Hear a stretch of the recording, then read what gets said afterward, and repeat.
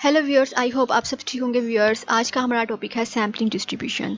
तो इसमें हम लोग सैम्पलिंग डिस्ट्रीब्यूशन ऑफ मीन देखेंगे, उसकी कुछ एग्जांपल्स को सॉल्व करेंगे। इस तरह से आपको आइडिया हो जाएगा कि सैम्पलिंग डिस्ट्रीब्यूशन क्या है। सबसे पहले तो मैंने यहाँ पर सैम्पलिंग डिस्ट्रीब्यूशन की डेफिनेशन लिखी हुई है। Sampling distribution is a probability distribution of a statistic that is obtained through repeated sampling of a specific population. असल में सैम्पल डिस्ट्रीब्यूशन होती क्या कि हम क्या करते हैं कि स्टूडेंट्स, इसमें हम लोग पॉपुलेशन होती है हमारे पास। पॉपुलेशन आपको पता है कि पॉपुलेशन क्या होती है, जो एग्रीगेट होता है, यानी जैसे फॉर एग्जांपल हम लोग पाकिस्तान ले लेते हैं। पाकिस्तान में जितने भी लोग रहते हैं वो सब हमारे पास क्या है, पॉपुलेशन है। अब हम क्या करेंगे, पॉपुलेशन में से जो है हम लोग सैम्पल्स जो हैं वो बार बार सिलेक्ट करेंगे और क्या करेंगे, उसकी प्रोबेबिलिटी डिस्ट्रीब्यूशन जो है वो फाइंड आउट करेंगे, यानी स्टैटिस्टिक की। जैसे फॉर एग्जांपल स्टैटिस्टिक आप कह सकते हैं मीन है, प्रोपोर्शन है, स्टैंडर्ड डेविएशन है, उसकी जो है हम लोग प्रोबेबिलिटी डिस्ट्रीब्यूशन को फाइंड आउट करेंगे। वो जो प्रोबेबिलिटी डिस्ट्रीब्यूशन होगी वो हमारे पास क्या कहलाएगी, सैम्पलिंग डिस्ट्रीब्यूशन। जब हम लोग आगे इसको इसी एग्जांपल्स को देखेंगे, डिस्कस करेंगे, तब आपको आइडिया हो जाएगा कि सैम्पलिंग डिस्ट्रीब्यूशन होती क्या है। यहाँ पर तो मैंने इसकी डेफिनेशन लिख लिया सिंपली, जस्ट ये क्या है हमारे पास कि जो सैम्पलिंग डिस्ट्रीब्यूशन है वो प्रोबेबिलिटी डिस्ट्रीब्यूशन होती है स्टैटिस्टिक। स्टैटिस्टिक हम ले सकते हैं mean, standard deviation, variance, proportion, ये सब कुछ हमारे पास क्या है, स्टैटिस्टिक है। इसकी हम प्रोबेबिलिटी डिस्ट्रीब्यूशन को फाइंड आउट करते हैं, और वो कैसे करते हैं कि हम पॉपुलेशन से बार बार जो है वो सैंपल्स को सिलेक्ट करते हैं और उसकी आगे से जो है प्रोबेबिलिटी डिस्ट्रीब्यूशन फाइंड आउट करते हैं स्टैटिस्टिक उसको यूज करते हुए। तो ये हमारे पास क्या कहलाती है, सैम्पलिंग डिस्ट्रीब्यूशन। अब आगे हम देखते हैं सैम्पलिंग डिस्ट्रीब्यूशन ऑफ मीन क्या है। Sampling distribution of mean is the probability distribution और रिलेटिव फ्रीक्वेंसी डिस्ट्रीब्यूशन। हम इसको प्रोबेबिलिटी डिस्ट्रीब्यूशन भी कहते हैं, हम इसको रिलेटिव फ्रीक्वेंसी डिस्ट्रीब्यूशन भी कहते हैं, of means x bar of all possible random samples of the same size that could be selected from given population। बात वही हो रही है, लेकिन यहाँ पे हम लोगों ने मीन्स ले लिया, यानी स्टैटिस्टिक क्या ले लिया हमने, मीन ले लिया, एक्स बार ले लिया। तो हम उसी तरह से ही करेंगे कि हम लोग सबसे पहले तो अपनी पॉपुलेशन में से कुछ सैंपल्स को सिलेक्ट करेंगे और फिर हम उसको, दो तरह के मेथड्स होते हैं हमारे पास सैंपल्स को सिलेक्ट करने के, विद रिप्लेसमेंट और विदाउट रिप्लेसमेंट। इन दोनों में से किसी भी मेथड से हम लोग जो है अपने सैंपल्स को बार बार सिलेक्ट करेंगे और उसके बाद हम लोग अपने जो मीन्स हैं उसको फाइंड आउट करेंगे और आगे से फिर हम उसकी जो प्रोबेबिलिटी डिस्ट्रीब्यूशन जब फाइंड आउट करेंगे तो वो प्रोबेबिलिटी डिस्ट्रीब्यूशन हमारे पास क्या कहलाएगी, सैम्पलिंग डिस्ट्रीब्यूशन कहलाएगी। अब आपको सबसे पहले तो यहाँ पर कुछ जो है वो प्रॉपर्टीज जो है सैम्पलिंग डिस्ट्रीब्यूशन के देख लेनी चाहिए, क्योंकि जो प्रॉपर्टीज हैं वो बहुत इंपॉर्टेंट है समझने के लिए। अब हम उसको डिस्कस कर लेते हैं। अब स्टूडेंट्स यहाँ पर हम उसकी प्रॉपर्टीज देख लेते हैं सैम्पलिंग डिस्ट्रीब्यूशन ऑफ मीन की। सबसे पहले तो हमारे पास जो फर्स्ट प्रॉपर्टी है वो हमारे पास क्या है, mu x bar equals mean. Students, ये हमारे पास सैम्पलिंग डिस्ट्रीब्यूशन का मीन है, सैम्पलिंग डिस्ट्रीब्यूशन मीन, और ये हमारे पास पॉपुलेशन मीन है। स्टूडेंट, जो सैम्पलिंग डिस्ट्रीब्यूशन ऑफ मीन में हमारे पास जो सैम्पलिंग डिस्ट्रीब्यूशन का जो मीन होता है और जो पॉपुलेशन का जो मीन होता है वो दोनों इक्वल्स होते हैं। जब हम लोग कैलकुलेट करते हैं वैल्यूज, जब हम सारा प्रोसेस करते हैं तो हमारे पास जो लास्ट पर जो मीन जो होता है सैम्पलिंग डिस्ट्रीब्यूशन वो और पॉपुलेशन का जो मीन होता है वो दोनों जो है वो हमारे पास क्या आ जाते हैं, इक्वल आ जाते हैं।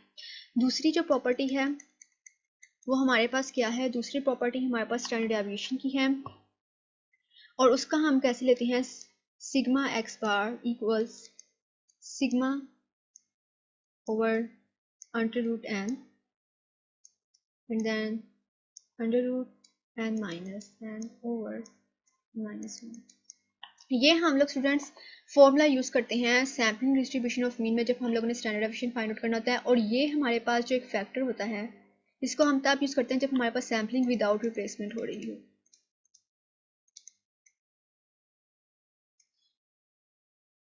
लेकिन अगर हमारे पास सैम्पलिंग जो है वो विद रिप्लेसमेंट हो रही है तो हम लोग क्या यूज करेंगे, only sigma by under root N. ये हमारे पास किसके लिए यूज होती है, विद रिप्लेसमेंट के लिए।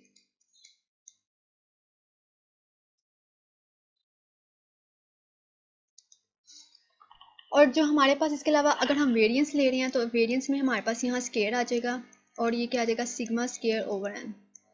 ये हम लोग ले लेंगे विद रिप्लेसमेंट के लिए, और विदाउट रिप्लेसमेंट के लिए आपको पता है कि हम लोग जो है वो वाला फैक्टर जो साथ है capital square root of capital N minus small N over capital N minus one, ये वाला फैक्टर हम साथ लगा देंगे। तो स्टूडेंट्स, ये थी दूसरी प्रॉपर्टी हमारे पास सैम्पलिंग डिस्ट्रीब्यूशन ऑफ मीन की।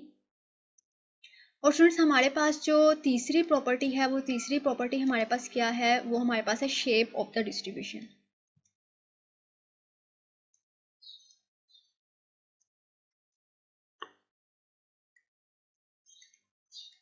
अब शेप ऑफ द डिस्ट्रीब्यूशन में क्या है हमारे पास कि अगर हमारे पास जो पॉपुलेशन सैम्पल्ड है वो नॉर्मली डिस्ट्रीब्यूटेड हो रही है, यानी नॉर्मली डिस्ट्रीब्यूटेड है, हमारे पास जो है वो मीन भी मौजूद है, हमारे पास स्टैंडर्ड डेविएशन भी मौजूद है, तो और इसकी वजह से हमारे पास जो sampling distribution of the mean होगा वो क्या हो जाएगा, वो नॉर्मल हो जाएगा। हम उसका सैम्पल साइज नहीं देखेंगे कि वो ग्रेटर है या जो स्मॉलर है, ये बहुत ज़्यादा हाई है, इन्फिनिटी की तरफ जा रहा है नहीं जा रहा, तो हम उसके जो सैम्पल साइज़ को देखे बगैर हम कह देंगे कि जो हमारी सैम्पलिंग डिस्ट्रीब्यूशन ऑफ मीन है ना वो नॉर्मल की तरफ जो है वो डिस्ट्रीब्यूट हो रही है, क्योंकि हमारे पास जो है वो मीन और स्टैंडर्ड डेविएशन अगर मौजूद है तो ये हमारे पास कहाँ चली जाएगी, हमारे पास नॉर्मल डिस्ट्रीब्यूशन की तरफ जो है ये चली जाएगी। तो मैं यहाँ लिख देती हूँ कि इफ़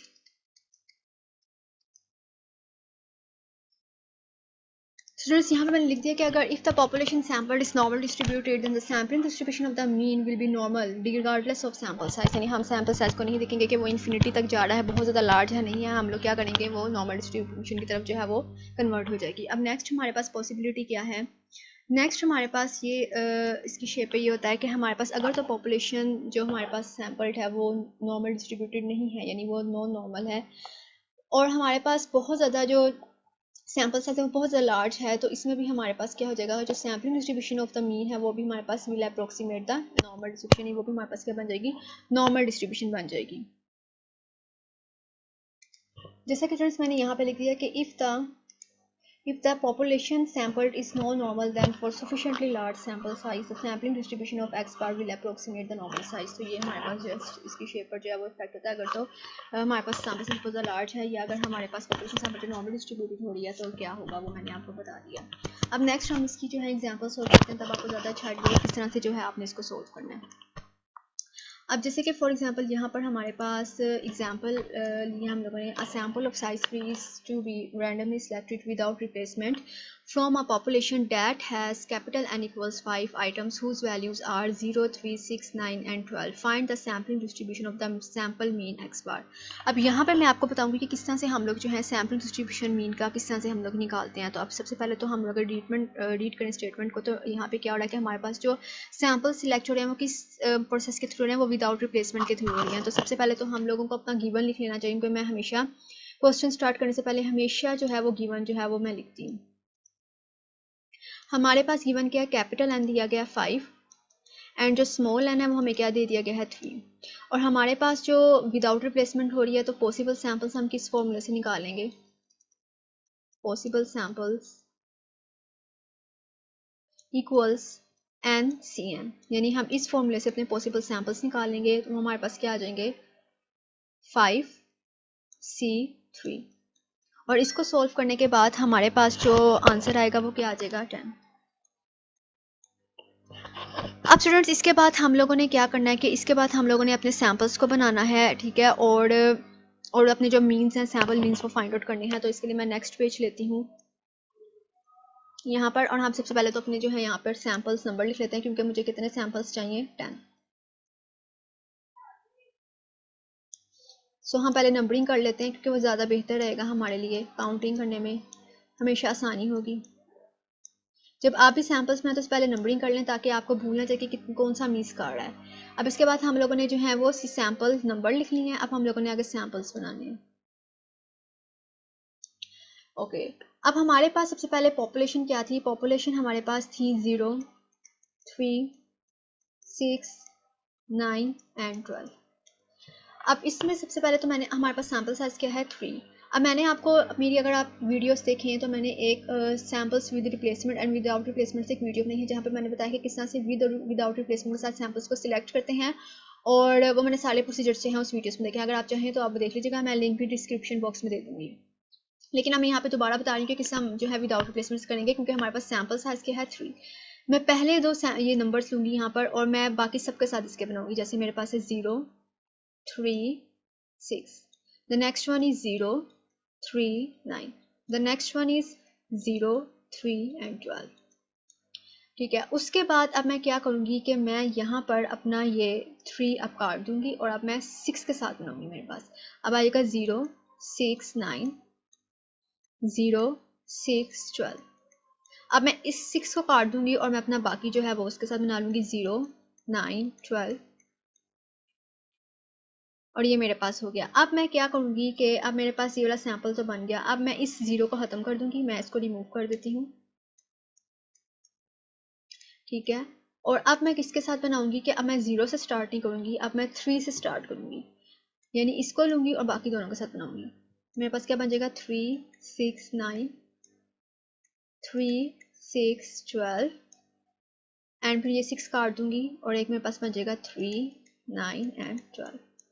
अब मैं क्या करूँगी, इसको रिमूव कर दूँगी। अब मेरे पास लास्ट सैंपल क्या रह जाएगा 6 9 एंड 12, तो मैं इसको लिखूँगी 6 9 एंड। स्टूडेंट्स ये मैंने अपने जो सैंपल्स हैं वो बना लिए हैं। अब इसके बाद मैंने क्या करना है, सैंपल मीन निकालना है।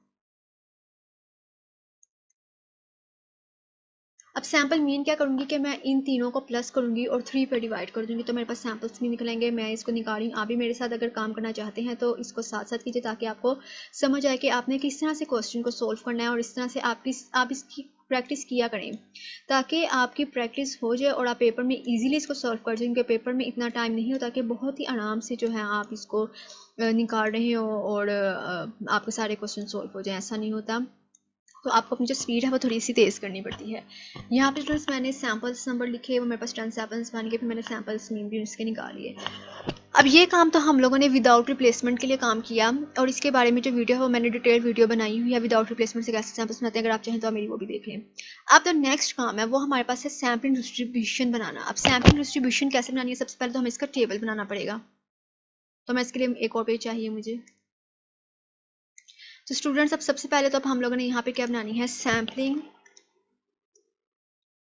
Distribution of sample mean x bar.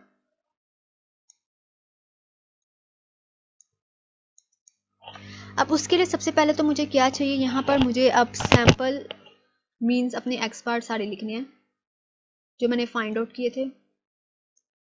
अब वो मैं कैसे लिखूंगी, जैसे अगर हम इस पे जाते हैं तो मैं देखूंगी जो मेरे पास सबसे स्मॉलेस्ट नंबर है वो क्या है, 3 है, मेरे पास 4 है, 5 है, 6 है, 7 है, 8 है, 9 है। मैंने इसको नंबर वाइज लिख लेना है, यहाँ पर 3 4 5 6 7 8 एंड 9, ये मैंने लिख लिया। अब नेक्स्ट मैंने इसकी क्या निकालनी है, प्रोबेबिलिटी। प्रोबेबिलिटी को मैं शो कर लूँगी एफ ऑफ एक्स बार से।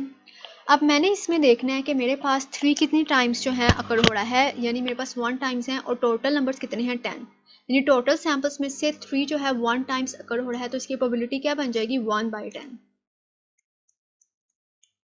इसी तरह मैं 4 को देखूंगी, 4 मेरे पास जो है वो भी 1 टाइम्स अकर हो रहा है, तो इसकी प्रोबेबिलिटी क्या बन जाएगी, 1/10।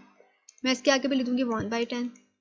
इसी तरह से मेरे पास जो 5 है वो भी मेरे पास कितनी दफ़ा हो रहा है, 1 एंड 2, 2 टाइम्स जो है वो मेरे पास 5 जो है वो अकर हो रहा है इसके अंदर, तो वो मैं कितनी, मेरे पास प्रोबेबिलिटी क्या आ जाएगी, 2/10। इस तरह से मैं अपने बाकी सारे फाइंड आउट कर लूँगी, तो मेरे पास जो आंसर्स हैं वो आ जाएंगे 2/10, 2/10, 1/10 एंड 1/10। सो स्टूडेंट्स ये थी हमारे पास sampling distribution of sample mean x bar. आप लोगों ने इसको इस तरह से जो है वो फाइंड आउट करना है। अब नेक्स्ट थिंग आपको मैं यहाँ पर ये बता दूं कि आप लोगों ने जो है, अगर इसका क्वेश्चन का हिस्सा तो नहीं है वो, क्योंकि मैंने सिर्फ इस क्वेश्चन के अंदर लिखा था कि सैम्पलिंग डिस्ट्रीब्यूशन जो है मीन की फाइंड आउट करें, सिर्फ सैम्पलिंग डिस्ट्रीब्यूशन। अगर आपसे सैम्पलिंग डिस्ट्रीब्यूशन के बारे में पूछा जाए कि sampling distribution of mean find out करें, तो आपने सिर्फ यहाँ तक फाइंड आउट करना है। लेकिन वो अगर आपसे कहें कि आपने सैम्पलिंग डिस्ट्रीब्यूशन का मीन भी निकालना है और सैम्पलिंग डिस्ट्रीब्यूशन का वेरियंस या स्टैंडर्ड डेविएशन भी निकालना है, तो फिर आपने क्या करना है, अब मैं उसके बारे में आपको बताने लगी हूँ। तो सबसे पहले तो हम लोग अपने फॉर्मूलाज देख लेते हैं। तो सबसे पहले तो मैं यहाँ पे फॉर्मूलाज लिखने लगी हूँ, सैम्पलिंग डिस्ट्रीब्यूशन का मीन और वेरिएंस।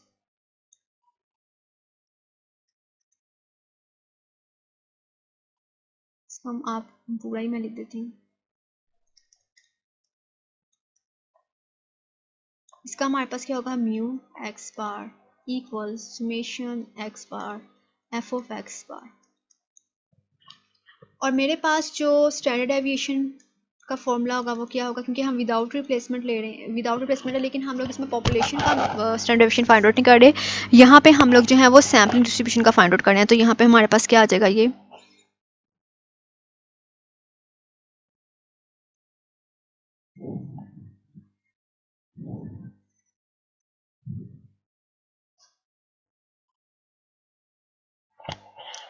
स्टूडेंट्स हम लोगों ने क्या करना है कि हम लोगों को एक टेबल बनाना होगा।